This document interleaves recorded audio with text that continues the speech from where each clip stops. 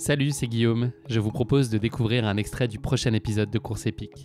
Course épique, c'est chaque semaine un invité, une course, une histoire hors du commun. Je vous donne rendez-vous tous les mercredis pour découvrir un nouvel épisode et vivre une grande et belle histoire de course. Mais avant ça, place à un extrait de notre prochain épisode.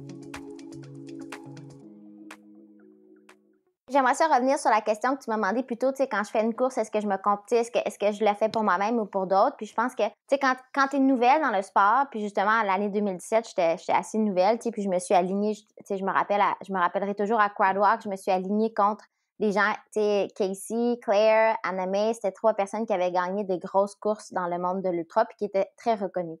Et puis moi, quand je me suis alignée sur la ligne de départ, c'est sûr que j'en étais consciente. Que tu sais, je m'alignais contre des gens qui avaient un très bon résumé de course. Mais c'est très important pour moi de juste faire ma course. Et puis c'est vraiment ce qui est arrivé. Tu sais, je suis arrivée, j'ai fait ma course, je me suis pas vraiment préoccupée de ce que les autres faisaient. Et puis ça a fait en sorte que j'ai l'idée, tu sais, pratiquement toute la course. Et puis je pense que c'est ce qui est le plus important pour les gens, c'est de savoir que c'est pas parce que d'autres personnes ont fait d'autres choses dans le passé que toi tu peux pas faire quelque chose d'impressionnant dans le futur. Fait que c'est sûr que ce genre de performance-là est venu solidifier un peu la confiance en moi. Mais moi, ce que je voudrais dire à les gens qui nous écoutent, c'est surtout que ça prend juste une bonne performance pour que tu fasses partie des que tu fasses partie des meilleurs. Puis je pense que c'est ce que j'aimerais dire à ce sujet-là. C'est sûr que ça a été surprenant pour moi un peu. Mais d'un autre côté, tant et aussi longtemps que je faisais ma course, tu sais, au meilleur de mes habiletés, j'allais pas être déçue. Donc, tu sais, j'ai une première place aux courses que tu as mentionnées, ça se prend bien.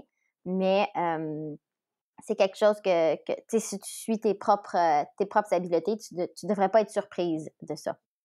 Tu n'as pas d'entraîneur autour de toi? Est-ce que c'est un choix délibéré? J'imagine que oui. Qu'est-ce qui guide ce choix? C'est parce que tu considères que tu es suffisamment autonome et que tu te connais suffisamment bien pour être en capacité de t'entraîner? Est-ce que c'est pour tenir à distance une espèce de forme quelconque de pression extérieure? Qu'est-ce qui peut expliquer ce choix-là? Ouais, ben, je te dirais que le choix premier, c'est que moi, je fais l'ultra principalement pour le plaisir, puis en fait, je fais les ultras principalement pour le plaisir, puis c'est ce que je veux garder. Je veux être capable de dire oui aux plans qui me sont lancés. Tu sais, je veux être capable, si je reçois un texte un soir, de dire OK, oui, je suis là demain matin, pas de problème, même si c'est pas la meilleure chose spécifique pour mon training. Je pense que dans un certain sens, c'est ce qui fait en sorte que quand je suis en train de courir un ultra puis que je trouve ça difficile, ben c'est très facile pour moi de juste me retourner de bord puis de dire non, mais je suis ici pour le plaisir, puis je continue à pousser puis advienne que pourra. Donc ça, c'est certain que c'est la première chose. Mais en deuxième lieu, c'est sûr que ça faisait... Tu sais, moi, j'ai commencé à faire de l'entraînement structuré là, depuis que j'ai comme 8-9 ans. Donc, je pense que la dynamique est différente que quelqu'un qui se rentre, qui commence en ultra puis qu'il n'a pas suivi une certaine planification d'entraînement. Donc, c'est sûr que j'ai le bagage sportif en tant que j'accumule avec moi, à savoir comment bâtir un plan d'entraînement, qu'est-ce qu'il faut suivre. Aussi, j'ai le bagage de mes expériences personnelles. J'ai eu beaucoup de blessures là, en 2017 jusqu'en 2022. Donc, je suis la meilleure personne pour savoir où est ma limite. Puis, je commence à savoir quand est-ce que je dépasse la borne puis qu'il faut que je fasse certaines choses différemment. C'est sûr aussi que je suis entraîneur avec le coaching du coureur. Donc, j'ai beaucoup d'outils à ma disposition là, pour jouer avec ça. Puis, j'aime aussi m'entourer de gens qui sont pas nécessairement mes entraîneurs, mais avec qui je peux discuter de différentes choses que je fais dans mon entraînement. Puis, c'est plus une discussion générale que un coach qui me donne quelque chose à faire puis que je dois faire par obligation que c'est sur mon plan d'entraînement. Tu l'as évoqué tout à l'heure, les blessures ont fait partie de ta vie à plusieurs reprises. Il y en a une qui a été particulièrement marquante, qui a été la jambe que tu t'es cassée en fait avec une double fracture spirale Mm-hmm. du tibia péroné qui t'a tenu longuement et longtemps éloigné des sentiers. Ouais. Ces blessures, elles sont d'origine accidentelle ou est-ce que c'est lié à une éventuelle surcharge, des fragilités qui sont liées à ta physiologie? Est-ce qu'une première blessure, on a appelé forcément d'autres en guise de compensation? Comment est-ce que tout ça s'est enchaîné à tes dépens? L'élément déclencheur, ce fut vraiment là, la fracture spirale. Puis je pense que par la suite, il y a beaucoup, beaucoup de faiblesses qui se sont pointées, comme j'ai mentionné. C'est dur à dire si la fracture spirale... en fait, c'est assez clair pour moi que la fracture spirale est arrivée par malchance, mais la malchance aurait pu être causée par différentes choses que j'ai faites qui auraient pu être évitées. Donc, c'est sûr que avant la journée que je me suis cassé la jambe, je courais un 50 km. Et puis la semaine avant, elle avait été super chargée en entraînement. J'étais déjà fatiguée quand je suis partie. Je suis partie, puis en 10 minutes, ma cheville, elle arrêtait pas de tourner parce que mais j'avais les jambes fatiguées, je portais des souliers trop petits. Et puis, en fait, ce qui est arrivé, c'est que ma jambe, elle a tourné, elle est restée prise, puis ça a fait casser ma jambe, l'impact. Donc, c'est sûr que ça, c'est de la malchance.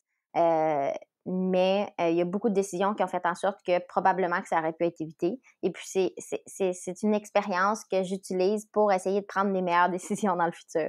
Parce que être spontané puis dire oui à différentes choses, c'est très positif, mais ça peut être aussi négatif.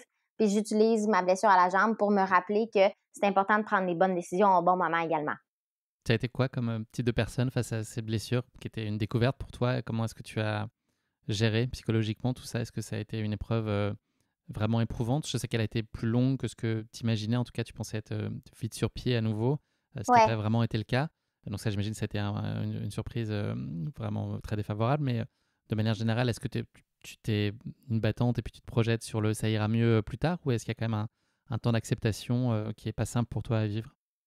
Mais il y a eu un temps d'acceptation, mais je te dirais que j'ai essayé de vivre ou j'essaie toujours de vivre le temps d'acceptation le plus rapidement possible, tout en respectant l'émotion que tu vis. C'est sûr que, en fait, ce qui arrivait, c'est que juste avant, c'est arrivé peut-être 2 semaines avant l'UTHC 125 que j'étais supposée courir en 2018. C'est d'ailleurs pourquoi l'UTHC 125 a une aussi grosse importance pour moi parce que c'était vraiment quelque chose que je voulais aller compléter. Mais j'avais vraiment un gros été devant moi là, après ça. Je m'en allais en Inde faire une course. Fait que c'est sûr que accepter tout ça, ça a été très difficile parce que ça a donné une tournure à ma vie qui était complètement différente. Par contre, dès que j'ai accepté ma blessure, j'ai été capable de vraiment rester positive. Et puis, je pense que c'est ce qui a fait en sorte que je m'en suis sortie là, par la fin. Là. Et puis, j'ai focusé beaucoup de mon attention sur différentes choses. Donc, c'est sûr qu'une fois que la blessure est arrivée, puis j'ai compris que j'allais être en béquille pendant 2 mois. Et puis, tu sais, le monde de la course à pied il devait être oublié pendant au moins 6 mois. Tu sais, j'ai focusé mon attention ailleurs, puis c'est là que je trouve qu'avoir une certaine balance dans ta vie, un certain équilibre, c'est super important. Donc, j'ai focusé beaucoup sur le travail. J'ai focusé beaucoup sur mes relations, la famille, les amis, des choses comme ça. Et puis, par le fait même, par la suite est arrivée mon aventure avec Jessica là, en tant que guide paralympique. Puis, je pense que à la fin du compte, je suis reconnaissante que j'ai pu enrober ma vie de autre chose que juste la course à pied parce que c'est certain que si je m'étais pas cassé la jambe, probablement que, tu sais, j'aurais été vraiment seulement dans la course à pied ou mentalement seulement dans la course à pied. Et puis, ça aurait changé là, un peu la trajectoire là, des dernières années parce que ça m'a quand même pris 4 ans là, revenir pour faire la course que j'avais planifié faire. Donc, c'est quand même assez exceptionnel de penser là, que ça m'a pris autant de temps.